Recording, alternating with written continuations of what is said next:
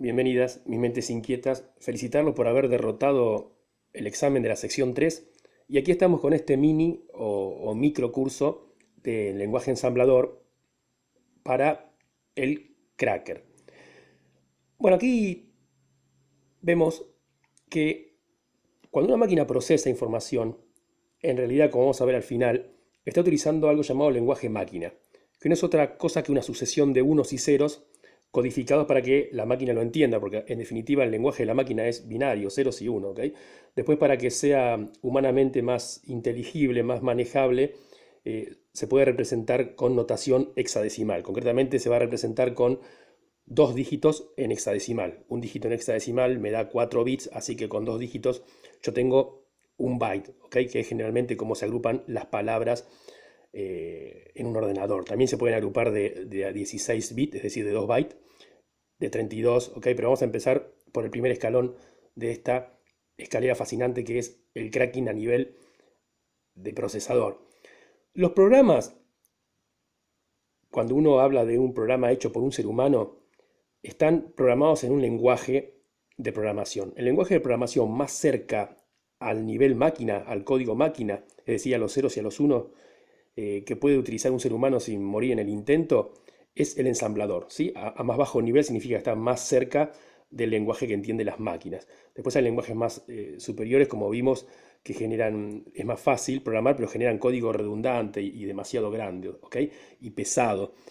Por eso lo que está programado en ensamblador tiene la característica de ser muy liviano, muy preciso en la línea de tiempo, ¿ok? Y muy rápido. Entonces, bueno, cuando hablamos de programar, cuando hablamos de craquear, vamos a buscar instrucciones, no en código máquina, porque si no sería imposible, 0, 1, 1, 0, sino que vamos a hacer una desensamblación del código de la máquina, los ceros y 1, y obtener este tipo de lenguaje que se está viendo acá en esta infografía, ¿ok? Esto es ensamblador.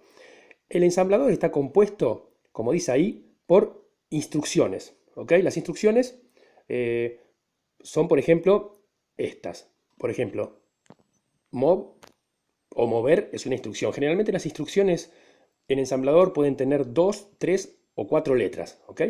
Acá hay una instrucción de interrupción, generalmente interrupción 20, la H es que está dada en hexadecimal, ¿no? No en decimal. Y generalmente interrupción 21, interrupción 20 se utiliza para salir del programa, ¿ok? Esto lo que hace es finalizar la ejecución del programa. Después tenemos, bueno, acá no se ve, pero generalmente hay llamadas, o sea, call, instrucciones de salto, que son las que nos interesan, ¿sí? Y después dice, acá está diciendo que están compuestos por instrucciones máquinas las cuales operan a nivel de registros. Acá se empieza a poner bueno, muchachos. Primero, instrucciones, acá tenemos varias más, ¿ven? Por ejemplo, podemos ver la instrucción que, bueno, que quedó tapada ahí arriba, acá arriba, pero en realidad la primera arriba dice call. ¿Sí? Esta es una instrucción que es buscada por el cracker. Después tenemos varias instrucciones para hacer borrado, instrucciones para detener, instrucciones para interrumpir, como dije, y salir del flujo del programa. Instrucciones para saltar, estas son las más interesantes, porque hay dos, son dos formas de llamarlas, con dos letras o con cuatro letras. Inclusive se puede llamar diferente aunque tenga dos o tres letras. Por ejemplo, el JE, que salta si una comparación es igual, también se puede llamar JZ, es decir, que salta si la comparación es cero. ¿Sí? Y la otra que nos interesa es el JNE, que también puede figurar como JNZ. ¿Ok? Instrucciones de saltos condicionales e incondicionales, instrucciones de interrupción, de detención, de borrado y la que estaba acá arriba, que nos alcanza a ver, que son instrucciones de salto o llamada a una determinada parte del código, generalmente donde se hacen las comparaciones con algún tipo de algoritmo de ofuscación. ¿Ok? Después está diciendo, un procesador Pentium posee más de 100 instrucciones. Estamos hablando de un Pentium pelado, ¿sí? Después está el Pentium con instrucciones MMX, o sea, Multimedia Extensions. Después existen procesadores con instrucciones SSE y así se le van agregando instrucciones. Así que esta lista puede ser muchísimo más grande. Pero bueno, no se asusten porque en realidad no van a necesitar todas para el noble arte del cracking, ¿no?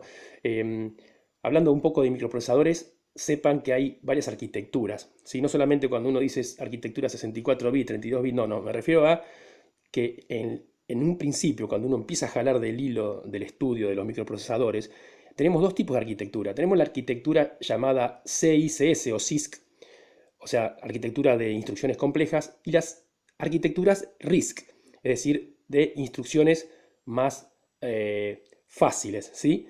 Es una especie de concepto opuesto de diseño. Las instrucciones CISC, que son las complejas, tienen como método principal o como estandarte tener muchas instrucciones, un montón de instrucciones para hacer cosas complejas. Entonces hay que aprenderse un montón de instrucciones. Y después, lo que es el RISC, tiene pocas instrucciones de propósito general y si yo quiero hacer algo complejo las voy uniendo. ¿Ok? Voy uniendo 10 instrucciones y genero algo un poco más complejo, pero es mucho más fácil a la hora de aprenderse todas estas instrucciones que hay acá. ¿Ok? Y llegamos a los señores registros. Esto es lo que nunca nadie entiende en un curso de ensamblador, pero eso se los voy a hacer entender. Los registros son áreas de almacenamiento, pero ultra veloces. ¿Qué significa? Imaginemos un registro como un cajón, una caja, cajón. ¿Sí?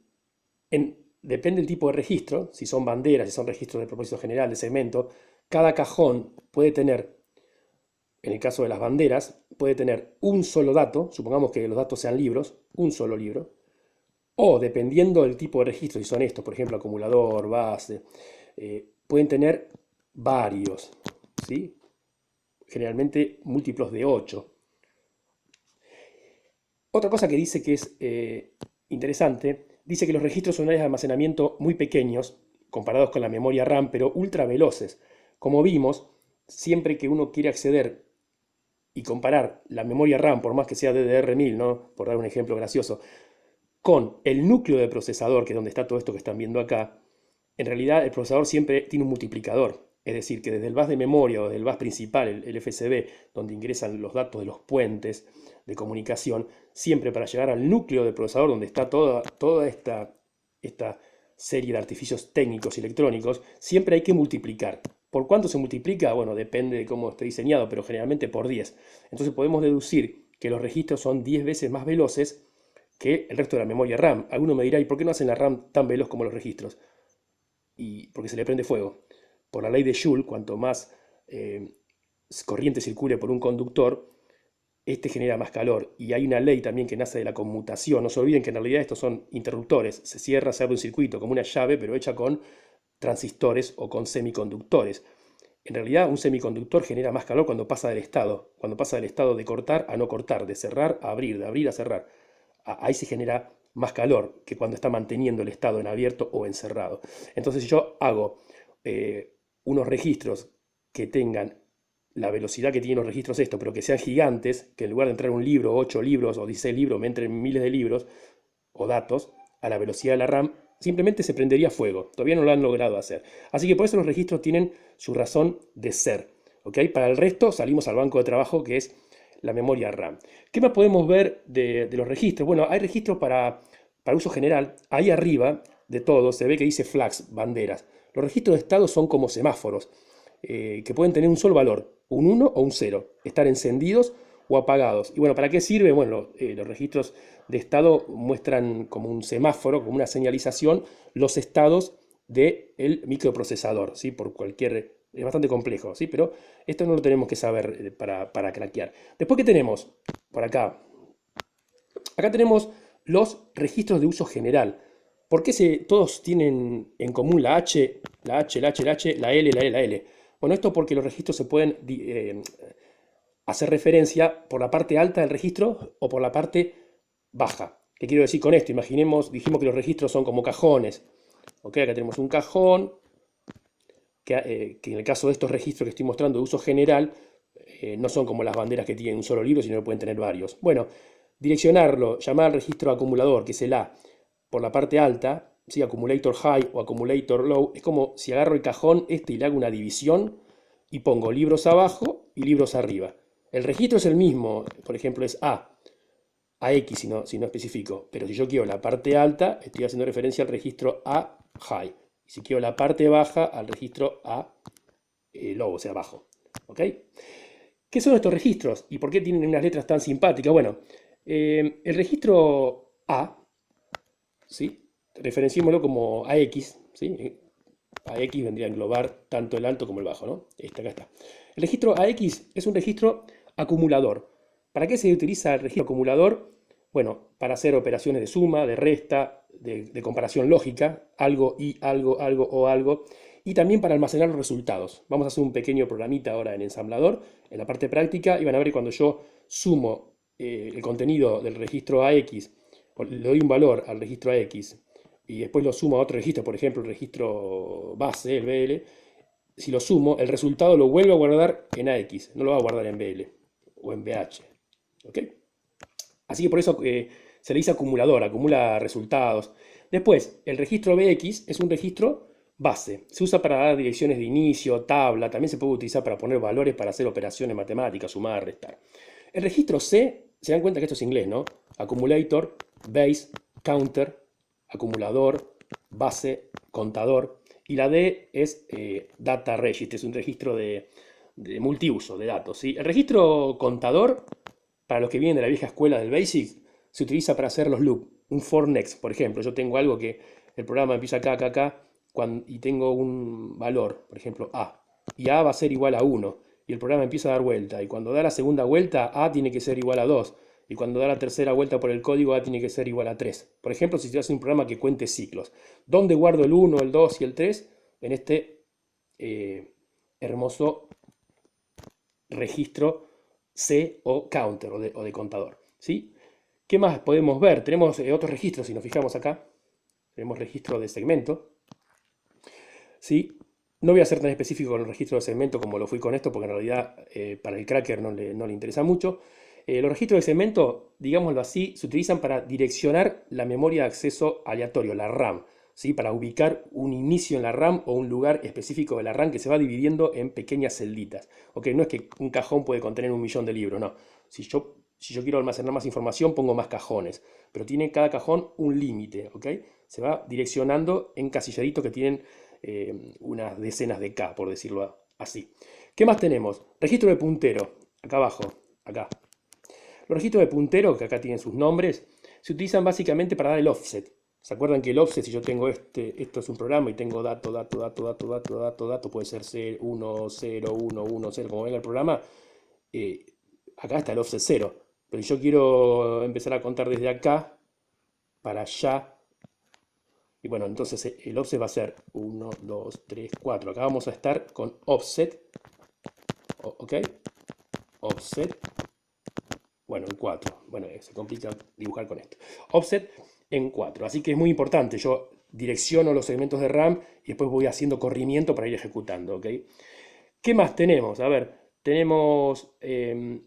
acá aparece la unidad aritmético-lógica. Arithmetic and Logic Unit. Ya vimos lo que era. Es una unidad que se encarga de hacer la parte aritmética, es decir, sumar, restar, dividir, y la parte lógica, comparar y o. ¿Qué es la parte lógica? Por ejemplo, esto es una compuerta. La compuerta puede tener, bueno, no me sale la forma, pero puede tener, si es una compuerta, por ejemplo, end y esta es la entrada y esta es la salida, yo acá voy a tener solamente un 1 cuando estas dos patitas tengan un 1. Es decir, cuando esta y, porque es un i, esta. Si fuese una compuerta o, or, yo voy a tener solamente una salida en 1 cuando acá tenga un 1 y acá un 0. O sea, 1 o otro. O puedo tener un 1 acá y un 0 acá. ¿Ven la diferencia? Es lógica. Ese tipo de lógicas también la maneja la unidad aritmético-lógica. En las primeras computadoras, hablamos de la década del 90, la unidad aritmético-lógica no podía hacer cuenta con números con coma, era todo entero.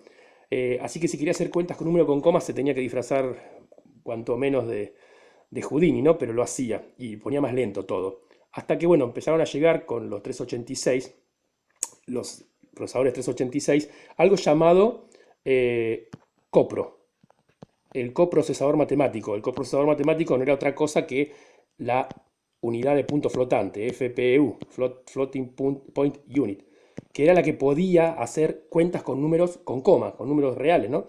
Después, bueno, hoy en día cuando uno habla de ALU ya sabe que tiene incorporada la FPU, porque hoy en día ya viene así. ¿Qué más podemos ver? Lo que nos queda en esta infografía es acá está, la unidad de control. Esta está medio olvidada, nadie te explica bien qué es la unidad de control. La unidad de control lo que hace es ejecutar operaciones físicas elementales en un orden específico para que se ejecute cada instrucción que vimos del programa. ¿Ok? Esto tiene compuertas, como vimos recién, y o, entonces va pasando todas las señales para que una instrucción, por ejemplo, sumar, add, que es una instrucción de suma, termine haciendo lo que tiene que hacer con los datos y ninguna otra cosa. ¿Ok? Y esto está regido, muy regido por un reloj, ¿ok? Por el reloj del sistema, como un semáforo. Así que es muy, pero muy importante. A esto también se le puede llamar, en ciertos contextos, microcódigo, ¿sí? Bueno, después tenemos el bus interno. El bus, este no es otra cosa que cables que conducen la electricidad, ¿sí? Pueden conducir en paralelo o en serie, es decir, muchos datos juntos con un permiso del reloj que le dé la unidad de control, o si es en serie, va a mandar un dato, va a esperar el próximo permiso, el otro dato atrás, el próximo permiso, el otro dato acá atrás. ¿Ok? Para darle un ejemplo. ¿Qué más dice? Yo creo que ya estamos bastante bien. Acá a la derecha dice los registros flag o bandera solo pueden valer 1 y 0 y muestran los estados de ciertas operaciones. ¿Sí? Esto ya lo vimos. Por ejemplo, si hago una cuenta y tengo resto, puede llegar a prenderse alguna flag de estado, por decir así. Bueno, y acá voy a desmitificar a cierta gente que dice que es gurú y habla de que está programando en código máquina. Si está programado en código máquina es un alien, no es un ser humano porque es casi imposible. El código máquina no tiene nada que ver con el código ensamblador, como dicen los que creen que saben. El código ensamblador es esto que se ve acá, donde uno puede ver instrucciones humanamente inteligibles. Mover, move, sumar, add, hacer una comprobación lógica, esto es un SOR, poner un valor, push, hacer una comparación, JNE, ¿sí? Si algo no es igual. ¿Ok? Y hay algo llamado compilador, que es un programa, que cuando el ser humano programa en esto, que es un poco más entendible, el compilador lo que hace es pasar cada una de estas instrucciones a su equivalente en código de máquina. Esto sí es código de máquina, que como ven no tiene nada que ver con esto. Entonces dice, bueno, a ver, move L y todo este valor de acá, ¿a qué es igual? Esto está dado en hexadecimal. Es igual a H9221100FF. La instrucción de abajo, el add, es igual a 01, ¿ok? CA. ¿Y qué hace? Los pone uno a continuación del otro, por eso acá arranca en H92200FF y después le pega lo que le sigue, 01, CA, y te hace un bloque de instrucciones que en realidad esto no es otra cosa que ceros y 1, 1, 0, 0, 1, representado, como dije, en notación hexadecimal para hacerlo humanamente más entendible.